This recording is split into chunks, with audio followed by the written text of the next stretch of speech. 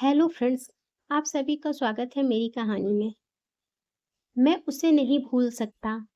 कभी नहीं सोचा था कि वह मेरे साथ ऐसा करेगी। आइए जानते हैं आगे की कहानी। गांव में कॉलेज नहीं था, इस कारण पढ़ने के लिए मैं शहर आया था। यहाँ किसी रिश्तेदार का एक कमरे का मकान था, बिना किराए का था। आसपास सब गरीब लोगों के घर थे और मैं अकेला था। सब काम मुझे खुद ही करने पड़ते थे। खाना बनाना, कपड़े धोना, घर की साफ सफाई करना। कुछ दिन बाद एक गरीब लड़की अपने छोटे भाई के साथ मेरे घर पर आई। आते ही सवाल किया, तुम मेरे भाई को ट्यूशन पढ़ा सकते हो क्या?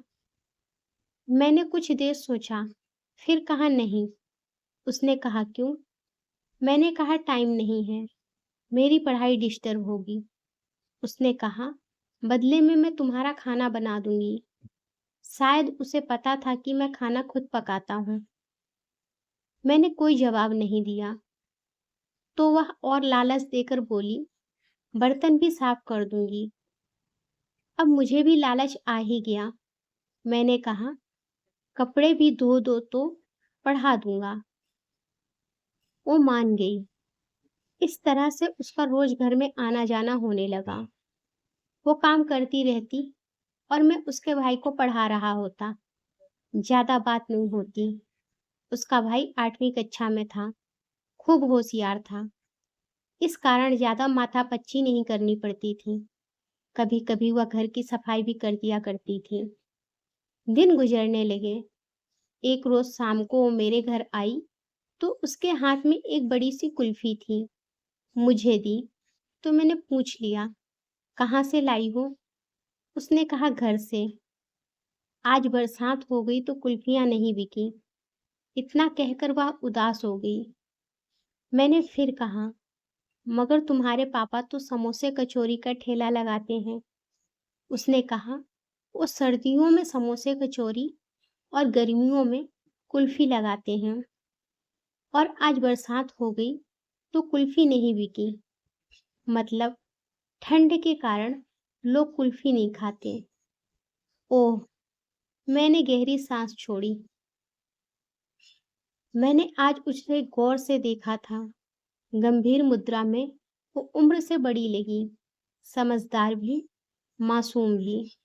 धीरे धीरे वक्त गुजरने लगा। मैं कभी कभार उसके घर भी जाने लगा, विशेष तौर पर किसी त्योहार या उत्सव पर। कई बार उससे नजरें मिलती तो मिली ही रह जाती। पता नहीं क्यों, ऐसे ही समय बीतता गया। इस बीच कुछ बातें मैंने उसकी भी जान ली कि वो बूंदी बांधने का काम करती है। बूंदी मतलब किसी ओढ़नी या चुनरी पर धागे से गोल गोल बिंदु बनाना। बिंदु बनाने के बाद चुनरी की रंगाई करने पर डिजाइन तैयार हो जाती है। मैंने बूंदी बांधने का काम करते उसे बहुत बार देखा था। एक दिन मैंने उससे पूछ लिया, ये काम तुम क्यों करती हो? वह बोली, पैसे मिलते हैं। क्या करोगी पैसों का? इकट्ठे करती हूँ। कितने हो गए? यही कोई 6-7 हजार। मुझे 1000 रुपए उधार चाहिए, जल्दी लौटा दूंगा। मैंने मांग लिए। उसने सवाल किया, किस लिए चाहिए? कारण पूछोगी तो रहने दो, मैंने मायूसी के साथ कहा। वो बोली, अरे, मैंने तो ऐसे ही पूछ लिया, तू मांगे तो सारे दे दूं। उसकी ये आवाज अलग सी जान पड़ी, मगर मैं उस वक्त कुछ समझ नहीं पाया। पैसे मिल रहे थे, उन्हीं में खोकर रह गया। एक दोस्त से उधार लिए थे, कमबख्त 2-3 बार मांग चुका था। एक रोज मेरी जेब में गुलाब की टूटी पंखुड़ियां निकली, मगर तब भी मैं यही सोचकर रह गया कि कॉलेज के किसी दोस्त ने चुपके से डाल दी होगी। उस समय इतनी समझ भी नहीं थी। एक दिन कॉलेज की मेरी एक दोस्त मेरे घर आई कुछ नोट्स लेने। मैंने दे दिए और वो मेरे घर के बाहर खड़ी थी और मेरी दोस्त को देखकर बाहर से ही तुरंत वापस घर चली गई। और फिर दूसरे दिन दोपहर में ही आ धमकी, आते ही कहा, मैं कल से तुम्हारा कोई काम नहीं करूँगी। मैंने कहा, क्यों? काफ़ी देर तो उसने जवाब नहीं दिया। फिर धोने के लिए मेरे बिखरे कपड़े समेटने लगी। मैंने कहा, कहीं जा रही हो? उसने कहा, नहीं, बस काम नहीं करूँगी और मेरे भाई को भी मत पढ़ाना कल से। मैंने कहा, अरे! तुम्हारे 1000 रुपए कल दे दूँगा। कल घर से पैसे आ रहे हैं। मुझे पैसों को लेकर शंका हुई थी, इस कारण पक्का आश्वासन दे दिया। उसने कहा, पैसे नहीं चाहिए मुझे। मैंने कहा, तो फिर? मैंने उस मैंने आंखें उसके चेहरे पर रखी और उसने एक बार मुझसे नजर मिलाई तो लगा हजारों प्रश्न हैं उसकी आंखों में, मगर मेरी समझ से बाहर थे। उसने कोई जवाब नहीं दिया। मेरे कपड़े लेकर चली गई। अपने घर से ही धोकर लाया करती थी। दूसरे दिन वह नहीं आई, न उसका भाई आया। मैंने जैसे तैसे खाना बनाया, फिर खाकर कॉलेज चला गया। दोपहर को आया तो सीधा उसके घर चला गया, यह सोचकर कि कारण तो जानूं काम नहीं करने का। उसके घर पहुंचा तो पता चला कि वो बीमार है। एक छप्पर में चारपाई पर लेटी थी अकेली। घर में उसकी मम्मी थी जो काम में लगी थी। मैं उसके पास पहुंचा तो उसने मुंह फेर लिया करवट लेकर। मैंने पूछा, दवाई ली क्या? नहीं, छोटा सा जवाब दिया बिना मेरी तरफ देखे। मैंने कहा, क्यों नहीं ली? उसने कहा, मेरी मर्जी, तुझे क्या? मुझसे नाराज क्यों हो ये तो बता दो। तुम सब समझते हो, फिर मैं क्यों बताऊं? कुछ नहीं पता, तुम्हारी कसम। सुबह से परेशान हूं, बता दो। नहीं बताऊंगी, जाओ यहाँ से। इस बार आवाज रोने की थी। मुझे जरा घबराहट सी हुई।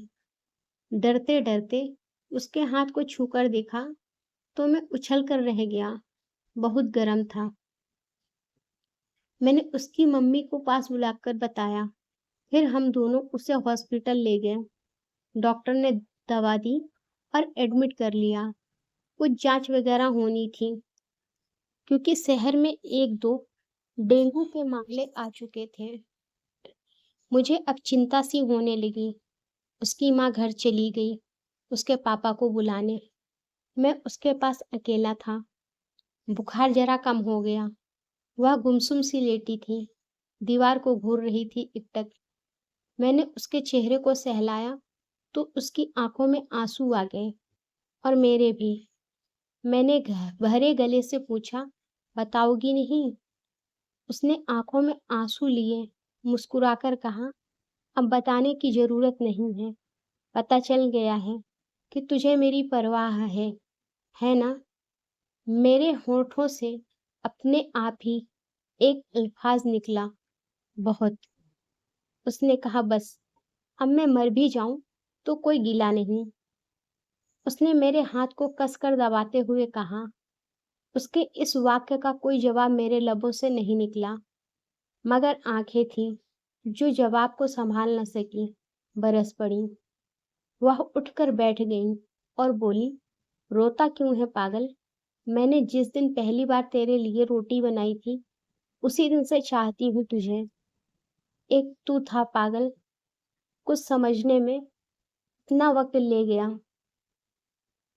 फिर उसने अपने साथ मेरे आंसू भी पोंछे। थोड़ी देर बाद उसके घर वाले आ गए। रात हो गई थी। उसकी हालत में कोई सुधार नहीं हुआ। फिर देर रात तक उसकी बीमारी की रिपोर्ट आ गई। बताया गया कि उसे डेंगू है। और ये सुनकर आग सी लग गई मेरे सीने में। खून की कमी हो गई थी उसे। पर खुदा का शुक्र है कि मेरा खून मैच हो गया उससे। 2 बोतल खून दिया मैंने तो जरा सुकून सा मिला दिल को। उस रात वह अचेत सी रही। बार बार अचेत अवस्था में भी उल्टियां कर देती थी। मैं 1 मिनट भी नहीं सोया उस रात।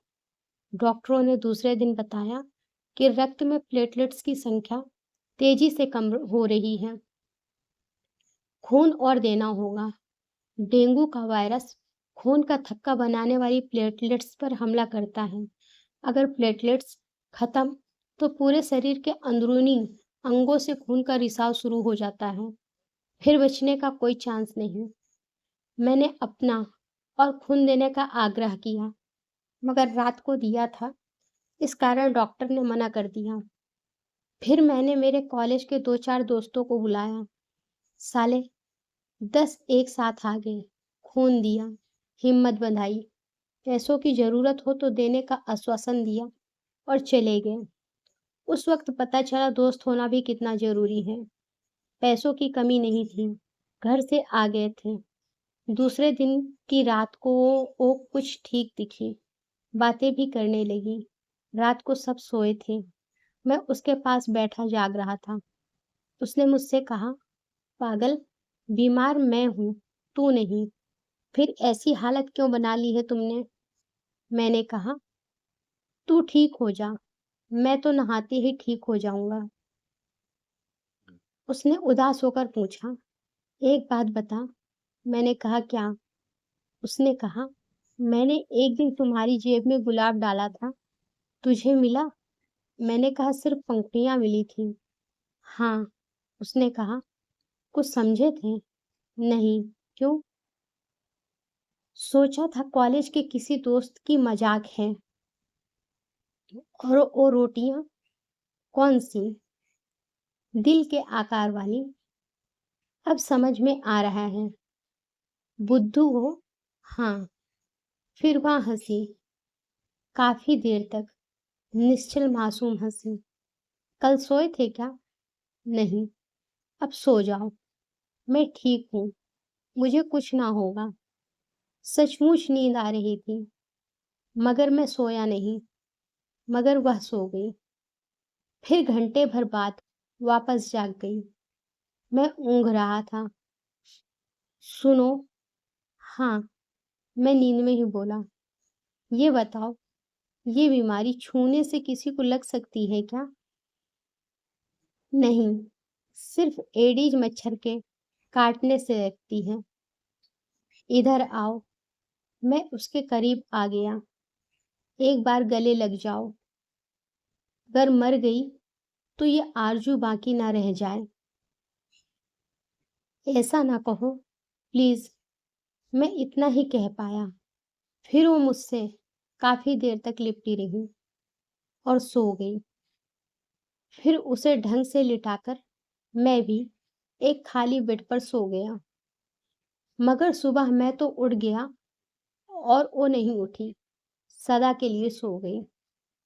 मैंने उसे जगाने की बहुत कोशिश की, पर आंखें ना खोली उसने। वो इस संसार को मुझे छोड़कर इस दुनिया से जा चुकी थी, मुझे रोता भी लगता छोड़कर।